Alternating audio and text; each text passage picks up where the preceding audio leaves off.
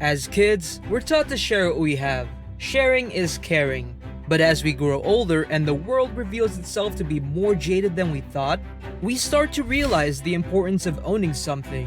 Whether that be material objects, land, or even something as abstract as an idea.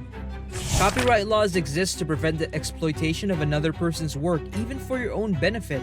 How did this type of law come to be? And to what extent are people willing to go to protect what's theirs? During 500 BCE in the Greek city of Sybaris, cooks were able to lay claim to dishes they had invented, and for 1 year, any profits made by people who made the same dish were given directly back to the original inventor. In a stark contrast to Plato's beliefs against ownership and property, which many would come to see as an early form of communism, a lot of the fundamentals of copyright came from Greek philosopher Aristotle. He wrote in his book Politics, "The greater the number of owners, the less the respect for common property." He believed in the value of ownership. When it comes to owning something, copyright can only extend to specific forms of works: pictures, films, live performances, and more recently, computer games and software.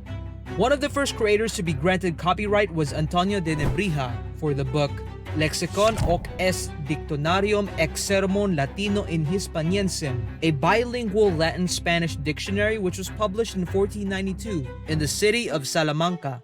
In early 15th to 16th century Britain, where church and government were basically one and the same, anyone was allowed to print as many copies of any literature.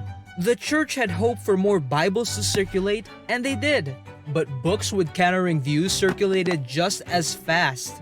So the church decided to try and restrict this by giving some printing presses exclusive rights to publish certain books over a given period. People were still allowed to print as many Bibles as they want, but only certain printing presses could publish certain books. A more refined version of this came in 1709 when the British Parliament enacted the Statute of Anne. Named after the Queen at the time, Queen Anne, this law gave publishers exclusive rights to print a book for 14 years with the author's explicit permission.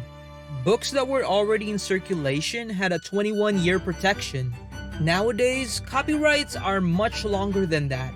According to the Copyright Act, a copyright can essentially last for as long as the creator of that work is alive, plus an additional 70 years. If the work was made anonymously, it can last for as long as 120 years. So anyone thinking of taking the Generalists videos and claiming it as their own, just know that these videos will stay ours for a very long time.